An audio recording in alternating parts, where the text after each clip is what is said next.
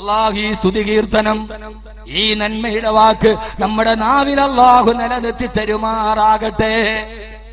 രണ്ടാമത്തെ കാരണം വിശദീകരിച്ചാൽ അങ്ങനെ തന്നെ വിശദീകരിച്ചു. 3, അൽഹംദുലില്ലാ എന്ന വാക്ക് നമ്മുടെ ജീവിതത്തിന്റെ ഭാഗമാകണം. ഇനി രണ്ടാമതൊരു പ്രധാനപ്പെട്ട കാര്യം പറയാനുണ്ട്. അതാണ് നമ്മുടെ വളരെ പ്രധാനപ്പെട്ട ഒരു വിഷയവും. അല്ലാഹു നമുക്ക് കേൾക്കാനുള്ള തൗഫീക്ക് നൽകട്ടെ. ആമീൻ പറ മനുഷ്യന്മാരെ, വായും വിളിച്ചിരിക്കുക. ഇത്രയും നല്ലൊരു വിഷയം പറഞ്ഞിട്ട് നിങ്ങൾ വായും വിളിച്ച് കേൾക്കുക, അന്തം വിട്ട് കേൾക്കാതെ. ഇതിന്റെ അകത്തൊക്കെ അടങ്ങിയിരിക്കുന്ന രഹസ്യങ്ങൾ എത്രയാ! ഇതിനകത്തൊക്കെ അടങ്ങിയിരിക്കുന്ന രഹസ്യങ്ങൾ എത്രയാ! കിടക്കാൻ പോകുമ്പോ ഒതുവെടുക്കണമെന്നൊക്കെ പറയണ ഇതുകൊണ്ടാ. മരിച്ചു പോകുമ്പോ ഒതുവോടുകൂടി പോവട്ടെ. മരിച്ചു പോകുമ്പോ ആരെങ്കിലും വളുവുള്ളവനായി മരിച്ചുപോയാൽ, ആരെങ്കിലും മരിക്കുന്ന സമയത്ത് വളുവുള്ളവനായ അവസ്ഥയിൽ മരിച്ചുപോയാൽ അവന്റെയും സ്വർഗത്തിന്റെയും ഇടയിൽ യാതൊരുവിധ തടസ്സങ്ങൾ ഉണ്ടാവുകയില്ലെന്ന് ഹബീബായ നബി മുഹമ്മദ് മുസ്തഫ സല്ലല്ലാഹു അലൈഹി വസല്ലം. വളുവുള്ള രീതിയിൽ മരിച്ചാൽ പിന്നെ സ്വർഗത്തിൽ പോകാൻ വേറൊരു തടസ്സം ഉണ്ടാവില്ല. അല്ലാഹു നമുക്ക് തൗഫീക്ക് നൽകട്ടെ. ആമീൻ പറ. അല്ലാഹു നമുക്ക് തൗഫീക്ക് നൽകട്ടെ. മൂന്നാമത്തെ കാരണം, ഹംദ് നമ്മുടെ ജീവിതത്തിന്റെ ഒരു ഭാഗമാണ്. ഹംദ് എന്തുകൊണ്ട്? നാളെ പരലോകത്തിൽ നമ്മൾ രക്ഷിക്കാൻ കഴിയുന്ന ഏറ്റവും പ്രധാനപ്പെട്ട ഒരു വാക്ക്. ഉറക്കത്തിൽ നിന്ന് എഴുന്നേൽക്കുമ്പോൾ അൽഹംദുലില്ലാ എന്ന് പറഞ്ഞാൽ ആ വാക്കിന്റെ ഭാരം അറിയുന്നത് എപ്പോഴാ?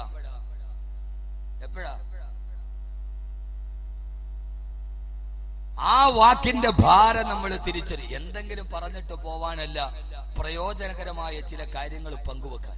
കേൾക്കുന്ന അല്ലാഹു നമുക്ക് ജീവിതത്തിൽ പകർത്താനുള്ള തൗഫീക്ക് നൽകട്ടെ, എനിക്കും നിങ്ങൾക്കും.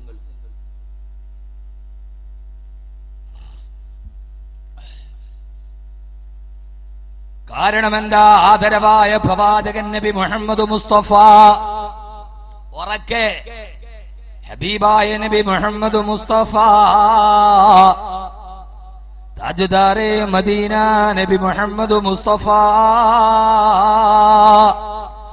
സല്ലല്ലാഹു അലൈഹി വസല്ലമ ഒരു ദിവസം ആയിഷ റളിയല്ലാഹു തആല അൻഹ അല്ലാഹുവിന്റെ റസൂൽ പള്ളിയിൽ നിസ്കാരം കഴിഞ്ഞ് തിരിച്ചു വരവേ ആയിഷ റളിയല്ലാഹു തആല നിസ്കാരപ്പാലിരുന്ന് പൊട്ടിക്കരയാ. ഹബീബായ നബി ചോദിച്ചു, ആയിഷ കരയുന്നതെന്തിനാ? ആ സമയത്ത് ആയിഷ റളിയല്ലാഹു അൻഹയുടെ മറുപടി, യാ റസൂലല്ലാഹ്, പരലോകമൊത്തിട്ട് കരഞ്ഞതാ നബിയേ. ഇതാണ് വീട്, ഇതാണ് പ്രതിഭാലോകത്തിന്റെ ആഖിറത്തിന്റെ കുടുംബം. ഭർത്താവ് പള്ളിയിൽ നിസ്കാരത്തിന് പോയി, വീട്ടിലിരിച്ച് നിസ്കരിക്കുന്ന ഭാര്യ പരലോകമൊത്തിട്ട് പൊട്ടിക്കരയുകയാ. എന്തിനാണ് ആയിഷ കരയുന്നത് നബിയേ? പരലോകമൊത്തിട്ട് കരഞ്ഞതാണ് നബിയേ. ആഖിറമൊത്തിട്ട് കവിൾ തടത്തിലൂടെ ഒരു തുള്ളി കണ്ണുനീര് വന്ന ആളുകൾ അവിടെ ഞാനും നിങ്ങളും അതിൽ സമന്മാരാ. എന്തിനാണ് ആയിഷ പരലോകമൊത്തത്?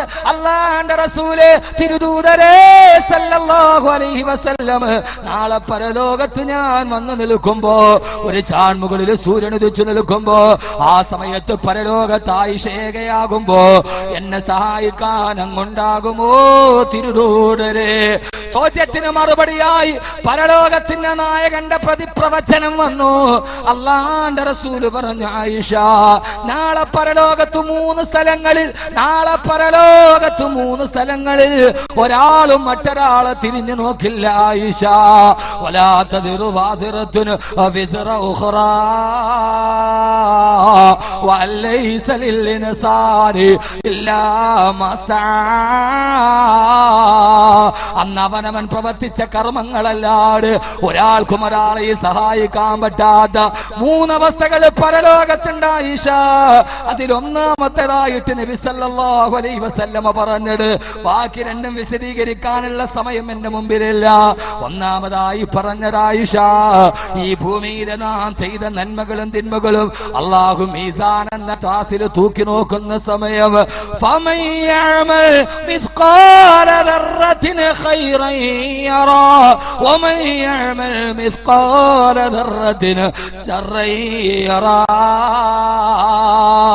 ആയിഷ, ഒരണുമണി തൂക്കം നന്മ ഈ ഭൂമിയിൽ ചെയ്തിട്ടുണ്ടെങ്കിൽ അത് മീസാൻ എന്ന ത്രാസിന്റെ ഭാഗത്തേക്ക് നിൽക്കുന്ന സമയം, മീസാൻ എന്ന ത്രാസിന്റെ ചുവട്ടിൽ ആയിഷ, അവിടെ നീ ഉണ്ടെങ്കിൽ നിന്നെ ഞാൻ നോക്കില്ല ആയിഷ, നിന്നെ ഞാൻ പരിഗണിക്കില്ല ആയിഷ എന്ന് ഹബീബായ നബി സല്ലല്ലാഹു അലൈഹി വസല്ലമ പറയവേ ആയിഷ റളിയല്ലാഹു തആല പൊട്ടിക്കരയുകയാ.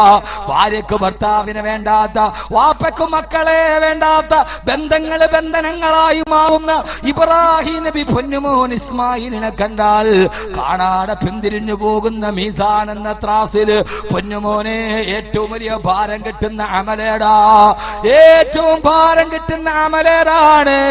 ആദരവായ റസൂലുള്ളാഹി സ്വല്ലല്ലാഹു അലൈഹി വസല്ലം പറഞ്ഞു, വൽഹംദുലില്ലാഹി തംലഉൽ മീസാൻ.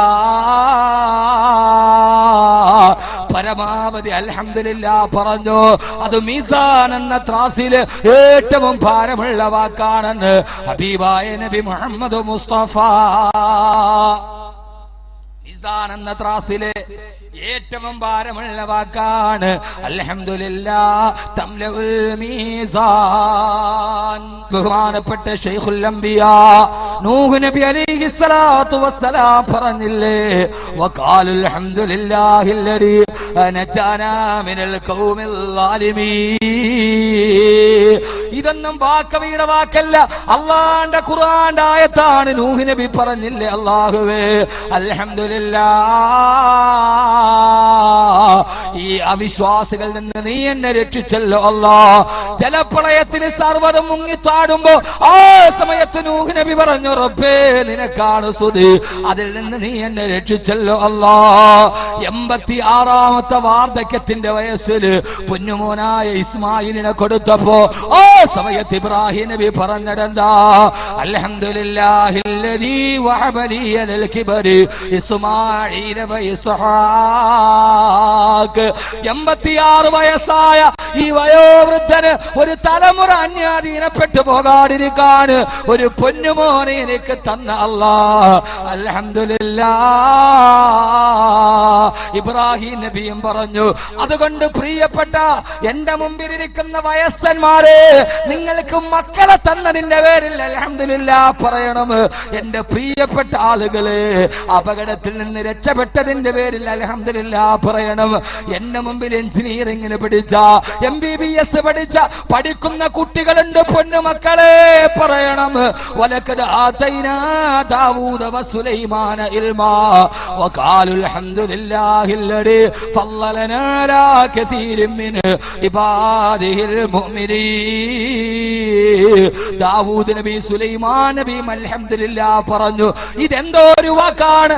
അല്ലാഹുവേ അല്ലാഹുവേ അല്ലാഹുവേ, ഈ ഒരു വാക്കിന്റെ അർത്ഥം മാത്രം ഞാൻ എങ്ങനെയാണ് ഈ സമയത്ത് പറഞ്ഞു തീർക്കുക? അതുകൊണ്ട് അല്ലാഹുവിന്റെ റസൂൽ നബി മുഹമ്മദ് മുസ്തഫ,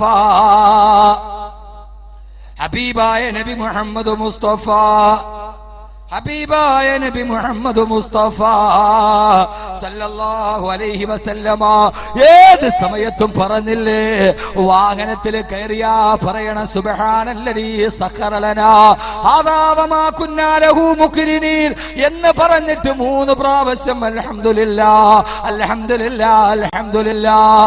മലമൂത്ര വിസർജനത്തിന് പോയാൽ പറയണം അൽഹംദുലില്ലാഹില്ലദീ അദ്ഹബ അന്നിയല്ലദാ വഅഫാനി. ഒരു ഗ്ലാസ് വെള്ളം കുടിച്ചു കഴിഞ്ഞാ പറയണം അൽഹംദുലില്ലാഹില്ലദീ ജഅലൽ മാഅ തഹൂറാ. അൽഹംദുലില്ലാഹ് അൽഹംദുലില്ലാഹ് അൽഹംദുലില്ലാഹ്.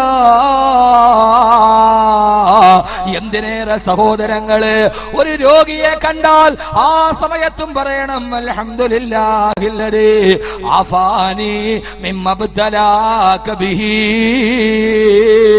ഒരു ക്യാൻസർ രോഗിയെ കണ്ടാ, ഏതെങ്കിലും ഒരു രോഗമുള്ള മനുഷ്യനെ കണ്ടാ ഇത് പറഞ്ഞിട്ടുണ്ട് ബഹുമാനപ്പെട്ട ശൈഖുൽ അംബിയാ നൂഹ് നബി അലൈഹിസ്സലാത്തു വസ്സലാം പറഞ്ഞില്ലേ, വഖാലുൽ ഹംദുലില്ലാഹില്ലദീ നജാനാ മിനൽ ഖൗമിൽ ളാലിമീൻ.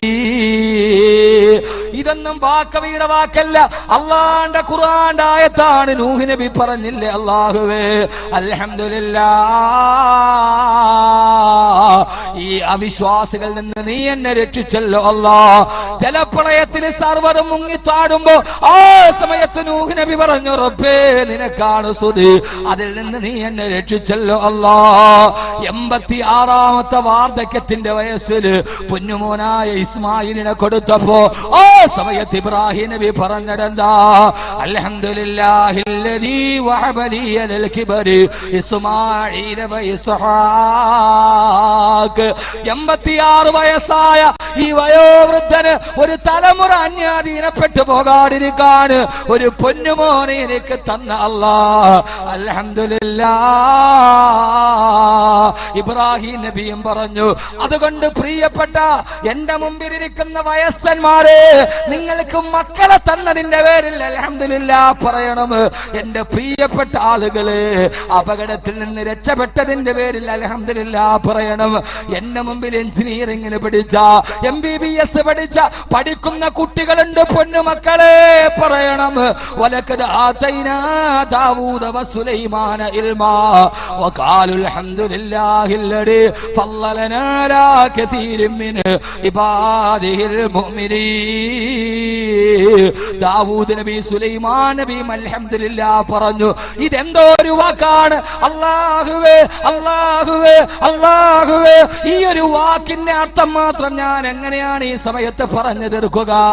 അതുകൊണ്ട് അല്ലാഹുവിന്റെ റസൂൽ നബി മുഹമ്മദ് മുസ്തഫ, ഹബീബായ നബി മുഹമ്മദ് മുസ്തഫ, ഹബീബായ നബി മുഹമ്മദ് മുസ്തഫ സല്ലല്ലാഹു അലൈഹി വസല്ലമ ഏത് സമയത്തും പറഞ്ഞില്ലേ, വാഹനത്തിൽ കയറിയാ പറയണ സുബ്ഹാനല്ലദീ സഖറ ലനാ ഹാദാ വമാ കുന്നാ ലഹു മുഖ്രിനീൻ എന്ന് പറഞ്ഞിട്ട് 3 പ്രാവശ്യം അൽഹംദുലില്ലാഹ് അൽഹംദുലില്ലാഹ് അൽഹംദുലില്ലാഹ്. മലമൂത്ര വിസർജനത്തിന് പോയാൽ പറയണം അൽഹംദുലില്ലാഹില്ലദീ അദ്ഹബ അന്നിയല്ലദാ വഅഫാനി. ഒരു ഗ്ലാസ് വെള്ളം കുടിച്ചു കഴിഞ്ഞാ പറയണം അൽഹംദുലില്ലാഹില്ലദീ ജഅലൽ മാഅ തഹൂറാ. അൽഹംദുലില്ലാഹ് അൽഹംദുലില്ലാഹ് അൽഹംദുലില്ലാഹ്. എന്തിനേറെ സഹോദരങ്ങളെ, ഒരു രോഗിയെ കണ്ടാൽ ആ സമയത്തും പറയണം അൽഹംദുലില്ലാഹില്ലദീ ആഫാനി മിമ്മ ബതലാക ബിഹി. ഒരു ക്യാൻസർ രോഗിയെ കണ്ട, ഏതെങ്കിലും ഒരു രോഗമുള്ള മനുഷ്യനെ കണ്ട ആ സമയത്ത് പറയണം അൽഹംദുലില്ലാഹ്, സർവസ്തുതിയും നിനക്കാണ് റബ്ബേ. എന്താണ് കാരണം? മിമ്മബ്തലാക ബിഹി, നിന്റെ ഈ അടിമക്ക് കൊടുത്ത രോഗം നീ എനിക്ക് നൽകിയില്ലല്ലോ അല്ലാഹ്. ഹബീബായ റസൂലുള്ളാഹി സല്ലല്ലാഹു അലൈഹി വസല്ലമ പറഞ്ഞു, ഏതെങ്കിലും ഒരു രോഗിയെ കാണുമ്പോ ഒരാൾ ഈ ദുആ പറഞ്ഞാൽ ആ രോഗിക്ക് വന്ന രോഗം ഇവന്റെ ജീവിതത്തിൽ വരികയില്ലെന്ന് ഹബീബായ നബി മുഹമ്മദ് മുസ്തഫ. ഏറ്റവും വലിയ പ്രതിരോധമേടാ, ക്യാൻസർ രോഗിയെ കാണുമ്പോ ഈ ദുആ പറയണം, ക്യാൻസർ നിന്റെ ജീവിതത്തിൽ വരികയില്ല. ഏറ്റവും വലിയ പ്രതിരോധം മന്തി കൊതുകിനെ കൊല്ലലല്ല, റബ്ബർ ചിരട്ടയെടുത്ത് കമത്തി വെക്കലല്ല. പൊന്നുമോനെ, ഈ ദുആ ക്യാൻസർ രോഗിയെ കാണുമ്പോ, ഇവിടെ അടുത്ത് ബനാത്തിൽ പഠിക്കുന്ന ഒരു പൊന്നുമോളുണ്ട്, 18 വയസ്സുള്ള പൊന്നുമോള്. അവൾ എപ്പോഴും ക്യാൻസർ രോഗികളെ കാണുമ്പോഴെല്ലാം ആ പൊന്നുമോള് പറയും അൽഹംദുലില്ലാഹ് ഈ